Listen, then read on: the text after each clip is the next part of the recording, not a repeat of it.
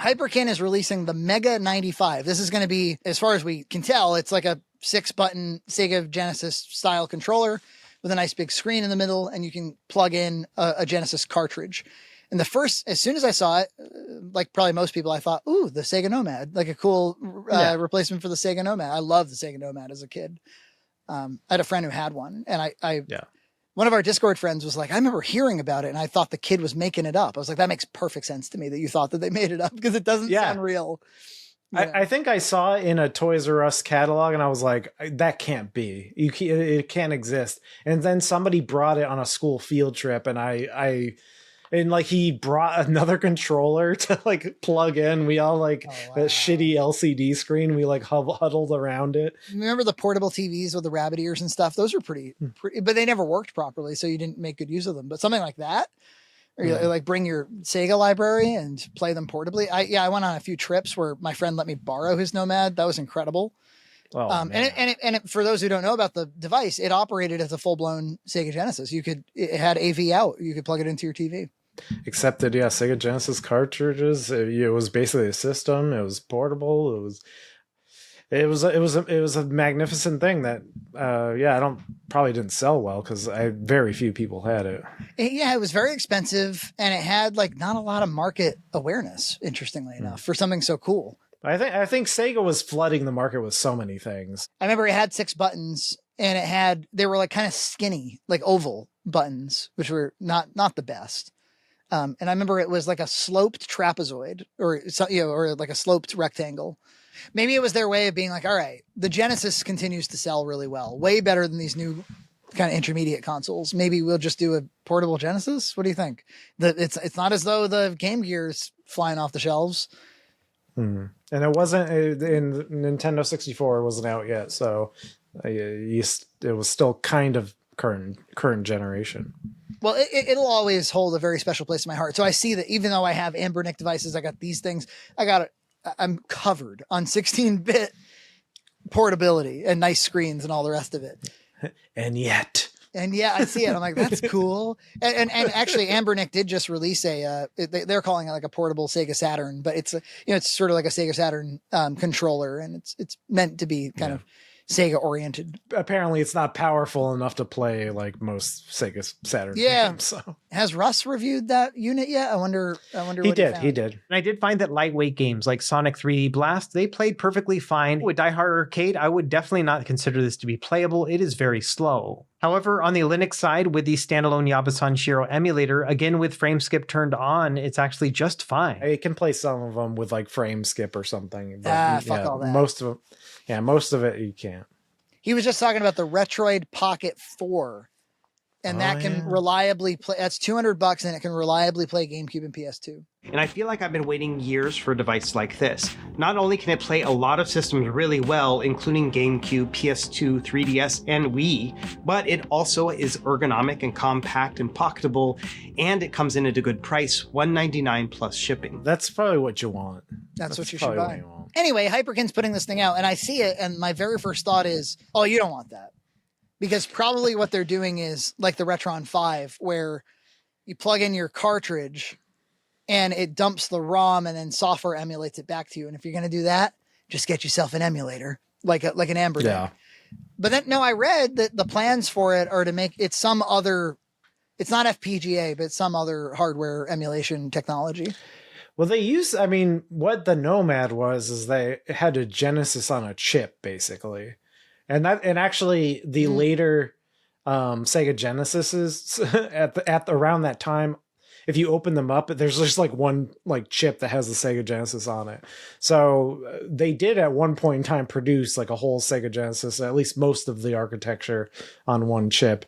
And you can actually buy NESs on a chip nowadays. And I think it's like kind of reversed engineered, of course. But do you remember Hyperkin made? There was, of course, the Superboy that was kind of popular for a moment. It was basically the Sega Nomad, but for SNES, that Hyperkin made. Yes, yeah. And I believe that used software emulation, akin to the Retron. But somebody made like a tablet-sized NES where you pop in the NES games into it. Oh yeah, and it was 4x3, and I hear it was dog shit. You don't want it. Even though it does look kind of cool, I have to say. But I guess Hyperkin is famous for, well, this thing too. This is another thing worth mentioning. It's going to come with a dock, and that dock has 9-pin Sega Genesis controller ports for 2 of them. So you get a full Sega Genesis, and you get much like the Nomad, I suppose. It's got like a Switch type dock. It looks pretty cool, but I don't think that there's room in my life for it. Yeah, there's too many things, man. There's too 720p screen. See, that tells me it's software emulation, probably. I wouldn't know. That would be my guess, but you know. I'm intrigued. I'll probably buy one. No, I'm just kidding.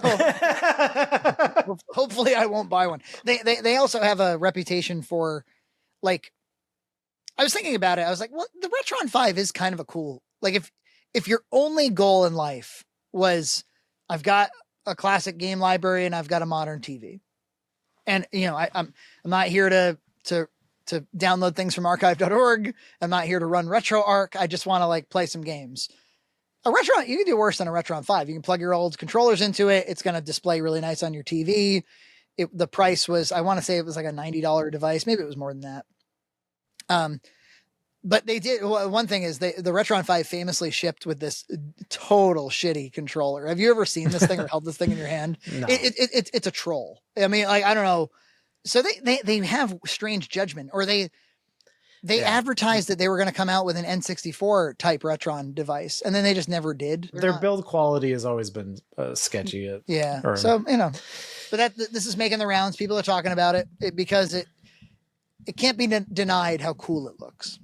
Oh yeah, it's as soon as you harken back and you tickle those Sega Nomad member berries, it's gonna draw some attention. And I'd be remiss to not, if we're just talking video game news. Did you see the 13-year-old kid who beat Tetris for NES? Did you see this? I heard the story and I saw a picture of the kid playing on a 14-inch PVM, and I was like, that kid's got it made. But no, I didn't see what the story was. Like, I don't get how you can beat Tetris. Yeah, so I guess the game was programmed to have a maximum number of pieces or something. You can't. There is actually an end, and I suppose a computer has done it before. He seemed to know what happens to the game if you get that close. It starts to error out in really bizarre ways. And then finally it crashes in a really defined way. It must be that computers have done it before. The middle schooler, known by the name Blue Scooty in the gaming world, made it to level 157 on the original Nintendo version of the game, strategically stacking various blocks to make them disappear, eventually triggering what gamers call a kill screen. When you do make it that far, the game just can't handle it, and it just crashes. But he, as a human, 13-year-old kid, 36 years after the game came out, as a human being, he did it on stream. He has a little freak out. It's cute. It's nice. You fucking beat Tetris, dude. Oh my god! I'm gonna pass out. Despite his over-the-top reaction, 13-year-old Willis Gibson did not pass out, but he did beat the video game Tetris, a feat thought to be nearly impossible. I can't feel my fingers. In fact, he's believed to be the first person to do so. It'd be like if the record for the 1 mile was broken or something. It's a pretty big. It's kind of remarkable. It makes you wonder: has anybody done it before and just never captured it or talked about it? It's true. It's like when Summoning Salt, he's going through the early records of speed runs, and he's like, I don't know, they just set it on a message board, so we have no idea if it's true. I used to wonder when I was a kid, I was like, can you beat Duck Hunt? And there were like urban legends about like, oh yeah, of course you can. And there's like these, you end up shooting the dog at the very end. Yeah. It's like you could fucking kill the dog. And so for years I was like, you can kill the fucking dog. And that just stuck with me. I was like, okay, that must have been just nonsense. Obviously it's just a points-based game. No big deal. Then I'm at Fun Spot 2 years ago. We're here, kid. Oh my god, the classic arcade museum? Oh my god. And I had never seen the Duck Hunt arcade game.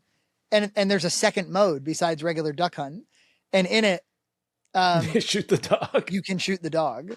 I think you're not supposed to, right?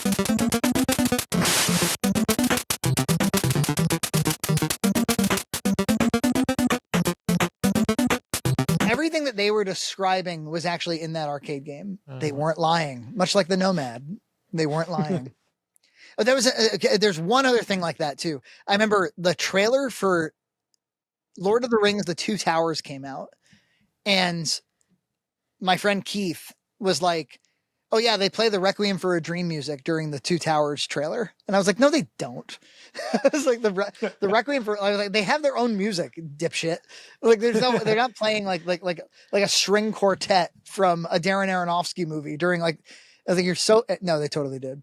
And in fact, They totally did. in fact, they orchestrated their own version of a beautiful version of the Requiem for a Dream overture for the Two Towers trailer. The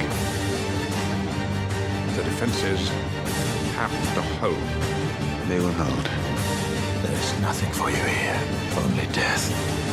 There is still hope. That's funny. It's one of the stranger things that I've encountered in all my Like- journeys. So early 2000s. Yeah. They should do that more. They should take some song from some other movie and only use it in the marketing and reorchestrate it. Subscribe to Red Cow Entertainment on Patreon for full episodes every other week.